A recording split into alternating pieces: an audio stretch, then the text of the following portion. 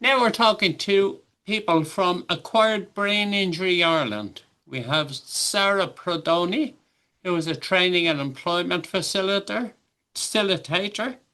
and Sinead Crawley, who is National Service Manager. You're both very, very welcome to the show. Did I get your titles right? You did indeed, John. Thank you. Yes, Very lovely good, to be very here. good.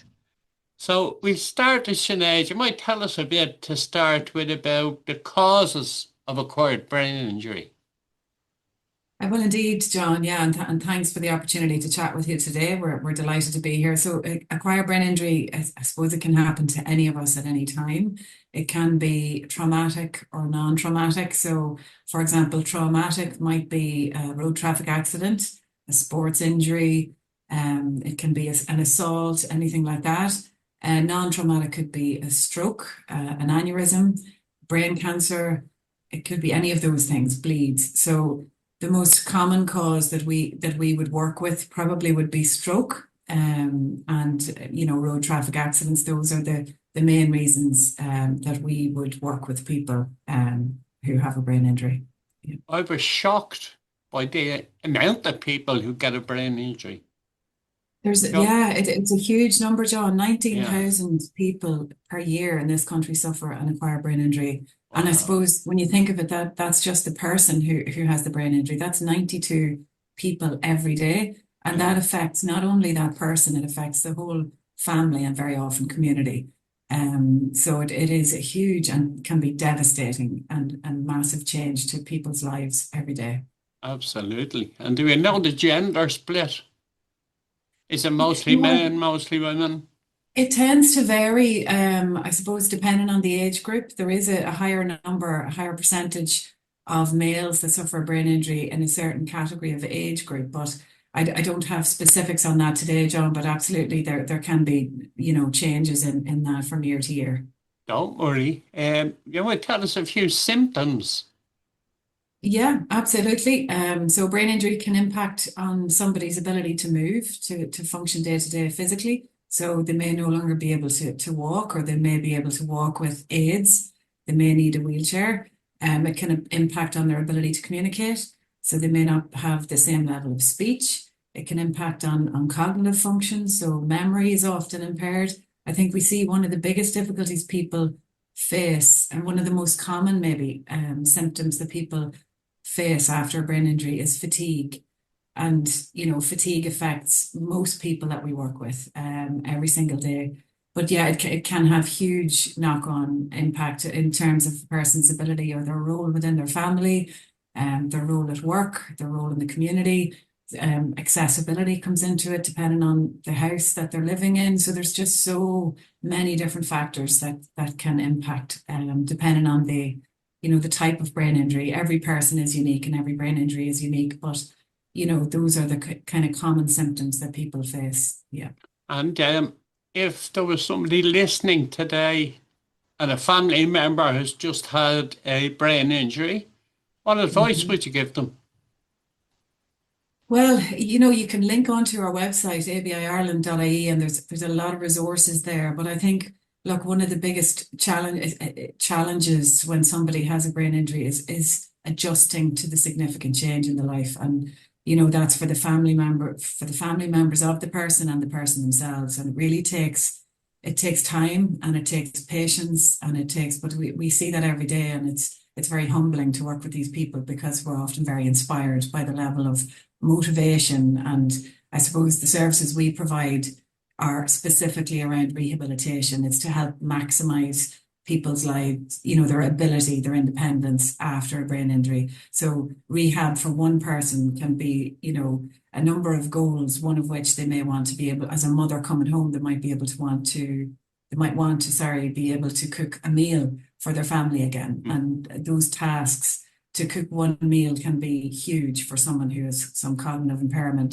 so that's for another person, it might be that they want to be able to walk to the shop Yeah, independently, and increase those distances. So it's really different for everybody. So yeah. yeah. Crazy, isn't it? That First of all, that so many people get a brain injury, and Yeah, second, all of the symptoms. Wow. yeah. Um, you mentioned rehab there. What's it like? What happens? Or do you know? Yeah, it's a mix of supports. It's a very unique approach, John, that we provide. And it can be, I mean, the services we provide are the assisted living services where somebody would live in a service with a few other people, and we provide that 24-hour support and focus on rehabilitation. We provide home and community supports where we go into people in their own homes and provide that rehabilitation there. We provide case management, which is that really important single point of contact for those people when they're coming out of hospital and they need the supports. And we provide clubhouses and groups. So rehab as an approach is about supporting that person to be able to do as much for themselves as they can. And like that, it can be so different for each person. It's clinically led. So we have specialist clinicians who lead the kind of goal work that the rehab assistants would do with people. So it's a very unique approach, and it really aims to maximize ability for people after a brain injury. It must be very uplifting to see people with a brain injury develop so well that they become independent. You're right, John, and that's what I mean about inspired and inspiring in our roles. And people who I work with, my colleagues, we often talk about this because you just imagine going through it yourself, and that level of motivation, that energy that people bring, that kind of determination to just get to that point at which they can achieve that goal.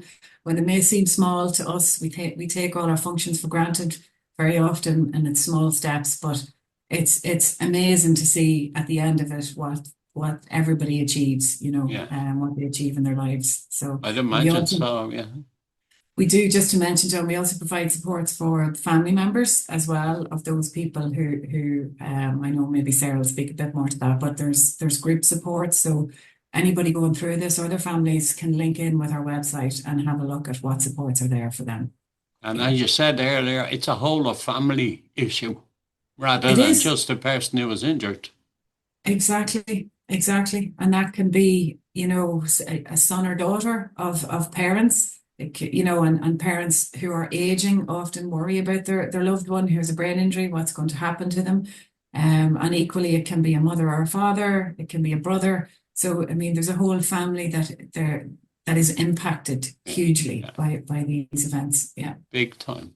If we move on then to Acquired Brain Injury Ireland, when was that founded and why? So actually, it used to be called originally the Peter Bradley Foundation. So Okay. it was set up about 20, 25 years ago now by a lady called Barbara. And her brother had an acquired brain injury, Peter Bradley. And at the time, Barbara was an occupational therapist, and she was looking for supports for Peter, who'd suffered this brain injury, and there were no supports available in terms of rehabilitation, where he'd be able to live and gain those functions again. So it was from there Barbara reached out to the HSE, and there was a partnership agreement, and it was trialed. And from there, the organisation has grown and grown and grown into what it is today, Acquired Brain Injury Ireland. And so originally starting with one service because somebody needed it, that's where it has evolved from. And we have many assisted living services across the country. We have community rehabilitation. I suppose we are very conscious that services can look different in each area, and our whole mission is about having equal access for people in the community to all the services that we are able to provide. And Yeah, ultimately, you're looking for independent living, I presume. exactly. Yeah, Yeah, brilliant. exactly. Yeah. Sarah, I might bring you in there now, and you might tell us a little bit about the services and supports that are offered to family and to carers, because carers are extremely important in this. Yes, absolutely. And as well, thanks a lot to John for having us here today. Um, you're absolutely right. As Sinead said, an acquired brain injury does not affect just the individual, it affects the family as a whole. And Acquired Brain Injury Ireland recognise that, and that's why we provide support for the family members as well. So we have the support is called On With Life, which was created in 2019. and originally was created to support family members of an adult with an acquired brain injury. And that expanded much more to where we are at today.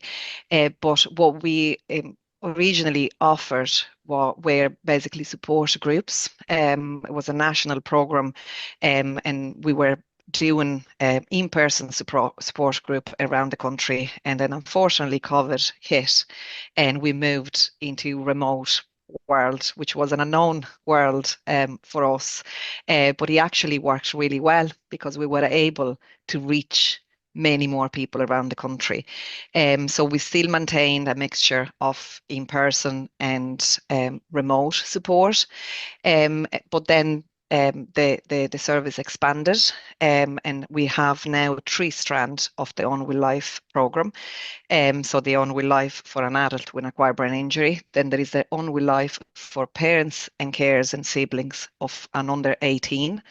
And then there is the On With Training and Employment, which is a support, is the recent strand that launched 2 years ago, and that is to support family members of a loved one with an acquired brain injury returning to education, training and employment. Now, I want to ask you a bit about that, about On With Training and Employment. What's involved? Sure. So the program, as I said, launched in 2023 originally, and that again was from listening to the family members and their needs. And there was that need of when things seems to settle for the person they were caring for, what was left for them. As Sinead said, an acquired brain injury usually happens very suddenly. So the primary care of the person then is caring for the brain injury survivor really need to put their life on hold a lot of time, and it tends to be that they leave their job, or they might stay on a career break for a while, or they might be on carers leave for a while. But things do change, and then when things do settle, they're still required to care at some sort of level, and their whole life has changed. So that's why the program was launched, to meet that need and to provide a support and service for those people. I think it's fantastic that somebody with an acquired brain injury is encouraged to get back to life. I think it's fantastic. Have there been any successes or anything like that from the program, from On With Training and Employment? Yes. So they say the first edition we had in 2023 to 2024, we engaged 37 participants, of which 13 to some sort of education, and then we have 12 participants then returned to part-time employment, and we had 2 participants then returned to full-time employment. So that was a huge success, and we are now on the second edition of the program, which launched in just in January this year, and it's kindly funded by the Department of Social Protection through the dormant account until the end of next year. And at the moment we have currently 27 family members and carers engaged within the program. And again, the program provides so much than just helping them in a job, I suppose. I have currently a lovely family member that her own identity was gone, it was lost. They were with very little self-esteem and confidence, and what the program has helped this family member is really to gain confidence and self-esteem, and to go back on their own feet and look at the future for themselves. Very good. If somebody wants to get involved in that project, how do they? Of course, again, as Sinead said, most of our information is through the website. We have a section on the website about the On With Life program, so they can access information and registration form of the On With Training and Employment through the website, or they can contact me directly. I'm always happy to answer any phone call or any emails, so I'm happy to share my contact details if that would help someone listening today. Brilliant. Absolutely brilliant. Sinead, I might bring you back in there for a second. All of these services and stuff must cost a few quid. Do you fundraise? We do indeed, John. I mean, our core rehabilitation services are funded by the HSE Brilliant. where they exist. But that doesn't, I suppose, cover, some of the services we provide for the likes of the family members, transport, the clubhouse groups, other groups that we run, that are so key for people. Because after a brain injury, people can feel very isolated in their communities. They lose contact with friends. There can be just difficulty sustaining those relationships for many, many reasons. So those group supports are crucial as well. But we absolutely do fundraise, and we are so grateful for the support that people give us. And we would encourage anybody who would like to donate or get involved to look at our website. And there is a place, it's ABIIreland.ie. There is a place you can go in very easily to make a donation, or there's a section on how to help. So yeah. Brilliant. Do you have anything coming up soon in the way of fundraising? We have at the moment, we have a campaign ongoing, is Stroke for Stroke this month. So anybody who wants to get involved, again, all the details are on the website, but for any swimmers out there that want to support us, it is a really lovely way and a really engaging way of getting involved. So we also do Bake for Brain once a year, which is quite a big event as well, John. That tends to happen around March, April time, or during Brain Awareness Week. So yeah, there's plenty happening, and we always keep everybody updated via our social medias. So anybody that would like to get involved, we'd really encourage that, and we'd appreciate it. Yeah. And just give out your contact details. So it's ABIIreland.ie, and I'll let Sarah come in if she wants to add to that, because I know she was talking about contact details as well. Yeah. Yeah, absolutely. Any people interested in coming on board on the training and employment, they can just give me a ring. My number is 086 168 1396. Very good. Sarah, we're coming right to the end. Have you anything else to say before we go? No, just say that again, the registration for the training and employment program is on our website, but it's open. Anyone can register at any given time. We'll be doing a lot of new things in the new year, but something like job coaching. I'm a guidance counsellor myself, so I provide individual guidance counselling for participants. So for anyone out there that is thinking of returning to education, training and employment, or even just looking at what to do next on their journey, please just reach out and I'll be delighted to help. Brilliant. And then Sinead, same question. Anything you'd like to say before we go?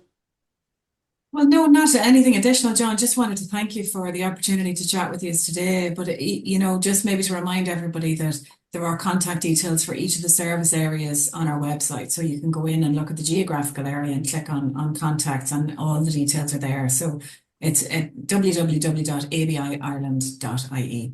And I can vouch that your website is full of very, very useful information.